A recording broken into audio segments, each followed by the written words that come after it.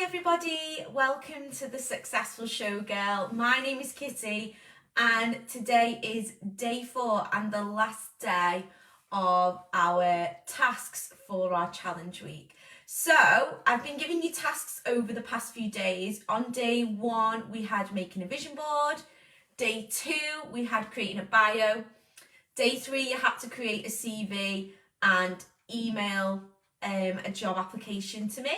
And I was going to give you feedback on that. So if you've done that, well done. I've not gone through them all yet. There's going to be loads of them. So I will do that over the weekend. You'll just have to give me a few days to get all those things done. And then the last task today is we're going to talk about how to create a plan on moving forward. Okay. So yesterday we had a little talk about thinking about gaps that you have in your knowledge or things that are stopping you from getting where you are. Hi Jess, hi Bryony, happy Thursday as well. Oh yeah, I should have said if you're watching live, hashtag live listener, and if you're watching on replay, hashtag replay, just so I can see who's seeing it. So yesterday I gave you that task. That is going to be part of our task today as well. So I want you to have a little think about, why are you not the performer that you want to be already? And I did ask this question in the group this week. I put up a little post and lots of people responded. So in a little bit, I am going to read some of those posts out. I'm going to have a little chat about whether these ideas that we all have are actually true and they really are stopping us, or are they just beliefs that we have and we think that they're getting in our way when actually they're easily solvable. Some of them were super easily solvable when I looked at them on, I think I might have posted it on Monday. So we're going to have a little talk about that in a second. So your task is going to be to identify either things that are stopping you from becoming a performer or gaps in your skills of things you want to achieve. So for example, for me, something that I want to get a lot better at is singing. And I identified that as a gap in my skill set. So I've been having singing lessons. Yeah, like that's an easily fixable thing. Yeah. Then I had, this time last year, I wanted to become a better businesswoman and wanted to learn about PR and I wanted to learn about tech stuff for performers, and I wanted to learn how to do better accounting and things like that. So I basically joined a business membership so that I could learn all that stuff, and I pay that monthly, and every month I learn something new, and that's fixed a lot of gaps in my knowledge and things that I didn't even know were gaps in my knowledge. That's been really good for. So it's just about identifying those issues and working out how you can get around them. So I'm going to read a few out now. I'm not going to say who said them. They weren't anonymous or anything, but I'm just going to say a couple of them. I'm going to have a little chat about whether they're true or whether they are solvable. So one of them was that said person really struggles with choreography. So they were struggling with choreography and didn't know how to create an act. And so I was like, well, just pay someone else to create your act for you. Get someone else to choreograph it and you just perform it. Like, that's perfectly acceptable. You don't have to do everything yourself. You can outsource things. Like Bryony's just said, she can help with tech stuff for performers. She's a theatre technician and can edit music. I used to edit my own music. I don't do it anymore because it takes up my time and I don't enjoy doing it. So I would just pay someone else to do that. Or I'd just get someone to help me out with it. Like, you don't have to do everything yourself. You have to identify the things that you really hate doing and outsource them to somebody else. So for me, I hate cleaning. Like, I absolutely despise cleaning. I've never liked cleaning. I can't do cleaning. I don't know what I'm doing. So I just have a cleaner. I just outsource it. Like, because I would rather drink a few less bottles of wine a week and pay a cleaner to clean my house than do it myself and have an extra 30 quid in my pocket that week. Like, that is my mindset on it. I'm not good at it, and it makes my space then a great space for me to be able to focus. I come home on a Thursday and everything looks amazing. It feels really, really good for me. Like, that's just one of my things. But your thing might be that you hate making costumes, you find it tedious. So outsource it to somebody. And I know all these things cost money. Not everybody's got endless amounts of money, and I do understand that. But that is why I'm really big on trying to push you guys to start making profit, so that the profit you're making, you can then reinvest back into your business. If you're doing gigs all the time for not very much money and you're investing all the time but you're not getting anything out of it, that's not what we want. We want you to be getting better paid gigs all the time, improving and improving and improving until you you're getting a profit, and then you can start reinvesting that back into yourself. Jess has put, ironically, I hate cleaning too, but I clean other people's houses for extra cash. It is different though when you're doing it for someone else, isn't it? I used to work as a carer and I didn't mind cleaning other people's houses, but I can't clean my own. And I really didn't know what I was doing, to be fair. I remember, like, I had a student with me this day when I had to clean someone's house, and I was like, mate, you're gonna have to help me because I really don't know what I'm doing. Like, I have a cleaner at home, and she had to, like, show me how to do it. Like, that's so embarrassing, but I just didn't know how to do it because it's not something that I do, because I don't like it. So I just think, if you don't like something, don't waste your time doing it. So, Alana Fair has put, I'm still making breakfast with my mum, but I'm now with you also. Oh, amazing. Yeah, we've got people in different time zones, haven't we? So, that was one. I was just like, outsource it to someone else. You don't have to do everything yourself. Next one, somebody said, I'm struggling getting insured with the DVLA. Basically, this person had a foreign driving licence and they've moved over here, so they're having to, like, do a lot of switching around. That's something that can be easily fixed. It's just going to take a little bit of time, but it can be done, isn't it? It's doable. So it's not stopping anything. It's just stopping it right this second until that's sorted out. What else did people say? Some people just said self-doubt. But I mean, self-doubt is a big thing. Don't just put self-doubt. Think about the actual nitty-gritty of what you're doubting about yourself. And when we really got into that self-doubt thing, that was the person who said about the struggling with the choreography. So it was not, they just doubted that they couldn't choreograph a routine. So therefore, pay someone else to choreograph your routine and you perform it. So really think about what your self-doubt is. Don't just say self-doubt, and don't just say imposter syndrome.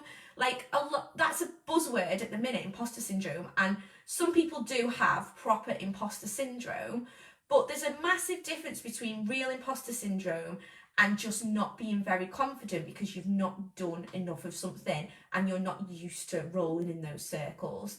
In this group, a lot of you are new performers, but there are so many new performer shows for specifically newbies trying to break into the business. So in those shows, there's absolutely no reason why you should feel like an imposter, because that is exactly what those shows are for. If you were applying to work with Dita Von Teese, then I can totally understand people feeling an imposter syndrome. However, if you're going in at the level that you're at, then you shouldn't be feeling that imposter syndrome. You should be knowing that is what they are for. They're there to nurture you. That's the whole point in these shows. Like, there's not just me that runs things like this because we want new performers to do well. There's so many shows out there that want new performers to do well too.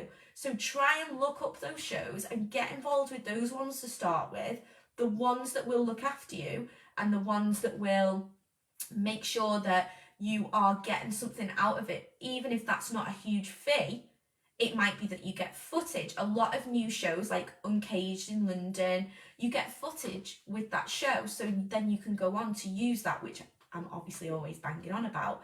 So please don't feel like you have to be at the top level going out there because that's what all shows are like. It's not. There's loads of shows where you can start getting a little bit of experience, building your confidence, and then when you feel more confident, you move up. You don't stay where you are. That's another thing. Some people are doing newbie shows that shouldn't be doing newbie shows anymore because you've been performing for over 2 years. So therefore, get your bum out there and start applying for better shows. You've got to start somewhere. You've just got to bite the bullet and feel a little bit uncomfortable and do it. All right, that isn't imposter syndrome, that is just life. When you do something new, you feel uncomfortable, and discomfort, nobody wants to feel it, but you have to feel it to move forward. That's my little lecture over. What else do we say? Knowing who to message about gigs and finding work. I've done 1,000,000,001 lives in this group that are in the announcements, and we've got a YouTube channel with all this information on there. I do courses with it, I have a membership with it. All your resources for stuff like that are at your fingertips. Somebody else said kind of the same thing. I think they said, I don't know where to start. Again, you're in this group, so you're already started. There's loads of information in the announcement section at the top of this group. There's loads of information on our YouTube channel. If you want to take it further and you really haven't got a clue at all what you're doing, I have a course that basically babies you from the very beginning all the way through. And the people that have done that course and are now performing as professional performers, and some of them have quit their job and they're doing that full time. There is something out there to sort that out for you if you need it. There's not just me that does that. There's lots of people that do that. So have a little think about where you can find that kind of information. You don't have to come to me. I'm just telling you that's what I've got. But there are other people out there who provide that information as well. What else have we got here?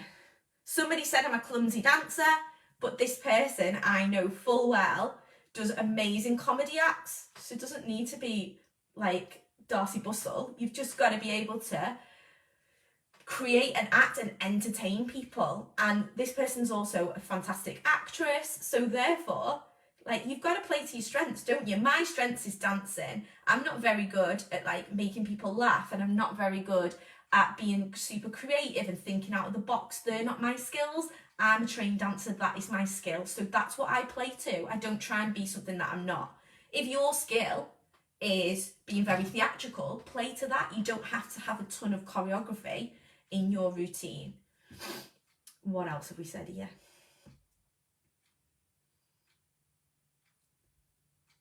Lack of discipline, yeah, but I think once you get on a roll with things, or if you make yourself accountable for something, that's different as well. So maybe get yourself an accountability buddy, somebody else who's in this group who can push you along. That's why I'm in a membership, because each week we have like a weekly meeting, so that holds me accountable. I've had coaches in the past and they will weekly hold me accountable and be like, right, what have you done this week? And I've got to say what I've done. Like, I have a singing lesson once a week, but it's not just me learning to sing. I have to say what I've done and if I've like applied for any jobs doing it or whatever, and that holds me accountable.